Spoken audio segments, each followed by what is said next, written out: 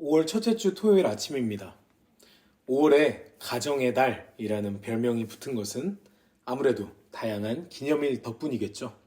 5월 1일은 근로자의 날, 5월 5일은 어린이날, 5월 8일은 어버이날, 5월 12일은 간호사의 날, 5월 15일은 스승의 날, 5월 16일은 성년의 날, 5월 21일은 부부의 날. 이래저래 선물하랴 챙기랴 정신없는 가정의 달입니다. 교회에서도 주일에 다양하게 이런 기념일들을 지키죠. 챙기죠.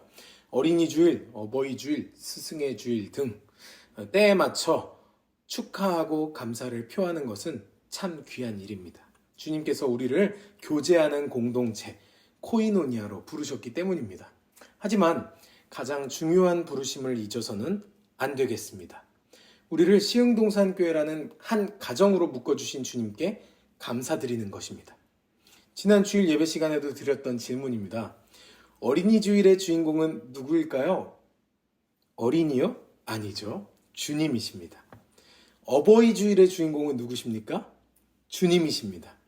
스승의 주일의 주인공도 오직 주님이십니다.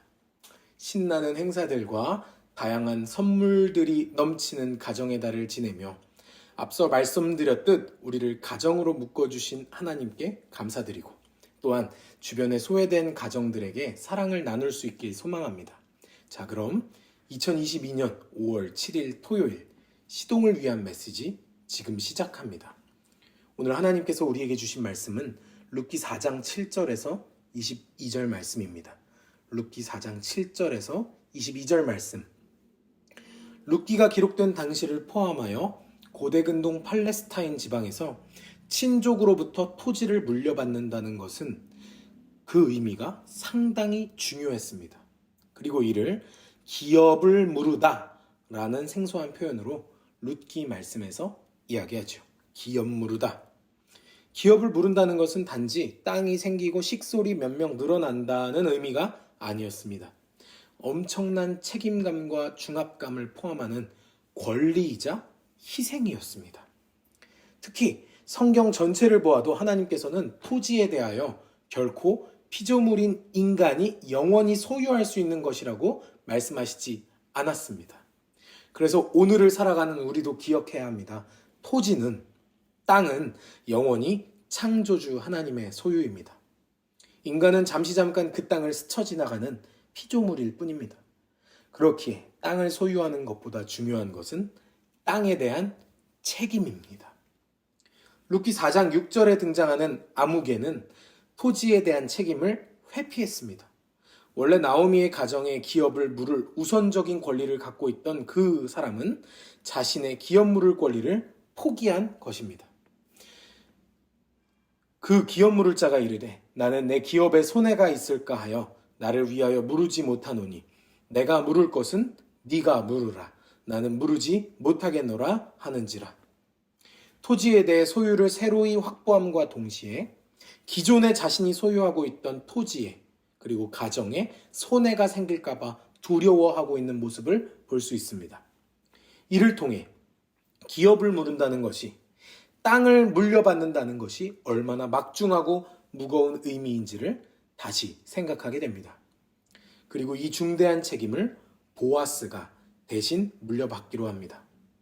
당시 이스라엘의 문화 안에서는 어떤 것을 무르거나 교환할 때 그 일을 확정하는 의미로 신발을 벗어서 상대에게 주는 전통이 있었습니다. 그래서 이름 모를 아무개 씨는 보아스에게 이렇게 말합니다. 룻기 4장 8절 말씀입니다. 이에 그 기업 물을 자가 보아스에게 이르되 내가 너를 위하여 사라 하고 그의 신을 벗는지라. 보아스는 기업 무르는 행위에 대해 잘 이해하고 있던 사람이었습니다. 그는 이를 위한 증인들을 확실하게 확보합니다.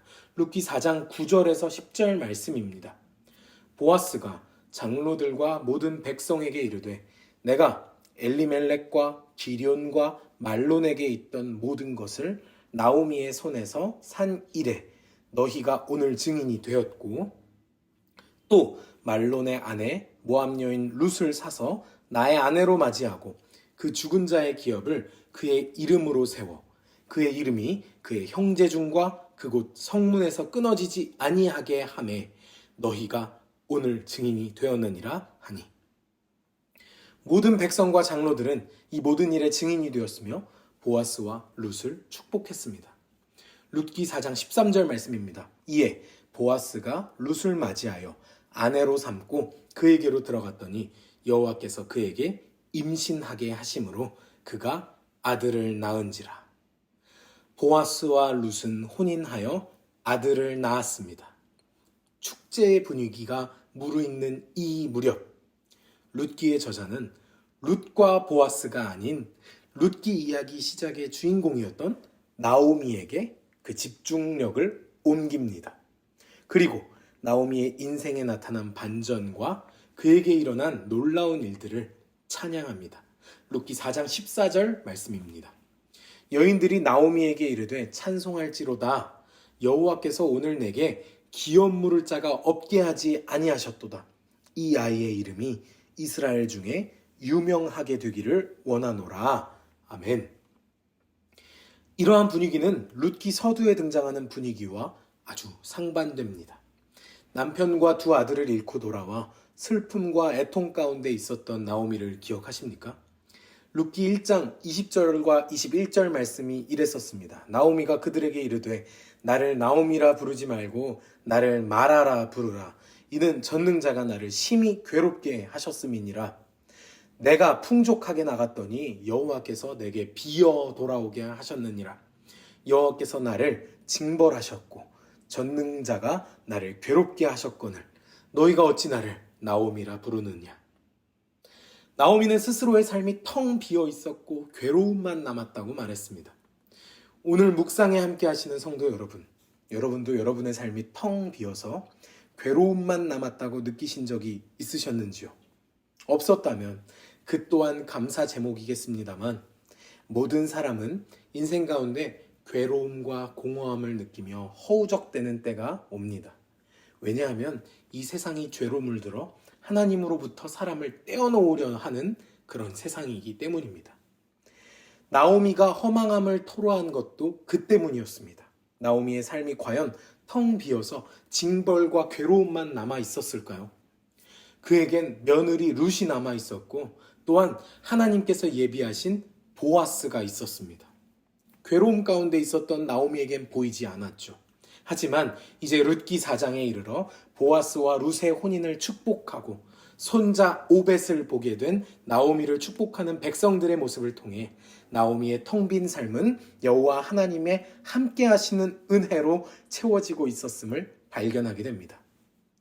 우리의 텅 빈 삶도 하나님의 은혜로 채워지는 역사가 있길 소망합니다. 하나님의 은혜가 아닌 것으로 채운다면 금세 다시 텅 비어버릴 것입니다.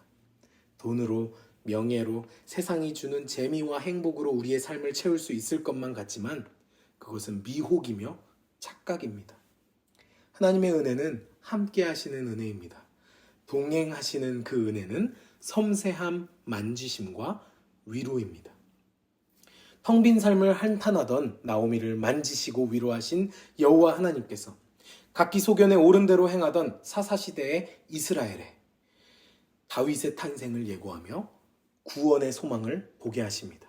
룻기 4장 17절 말씀입니다. 그의 이웃 여인들이 그에게 이름을 지어주되 나오미에게 아들이 태어났다 하여 그의 이름을 오벳이라 하였는데 그는 다윗의 아버지인 이새의 아버지였더라. 나오미가 마주했던 인생의 고군분투 위에 하나님은 구원의 역사를 기록하셨습니다. 그 역사 가운데 다윗이 태어났고 또 오랜 후에는 예수님께서 이 땅에 오시는 통로로 쓰임받게 되었지요. 우리도 나오미와 같은 회복을 소망합시다. 텅 빈 삶을 은혜로 채우시는 하나님께 매달립시다. 우리의 삶을 은혜로 채우시고 의의 길로 인도하시는 하나님과 동행하시는 오늘 하루가 되시길 주님의 이름으로 축복합니다. 기도하겠습니다. 사랑의 하나님 감사합니다. 오늘도 우리에게 새로운 하루를 허락하심에 감사드립니다. 텅 빈 나오미의 삶을 하나님의 은혜로 채우셨던 것을 기억합니다. 주님, 나를 불쌍히 여기시고 이 세상의 것들로 나의 삶을 채우고 있었다면 이제 내가 주님께로 향하오니 주님의 은혜로 나의 삶을 채워 주시옵소서. 예수님의 이름으로 기도드렸사옵나이다. 아멘.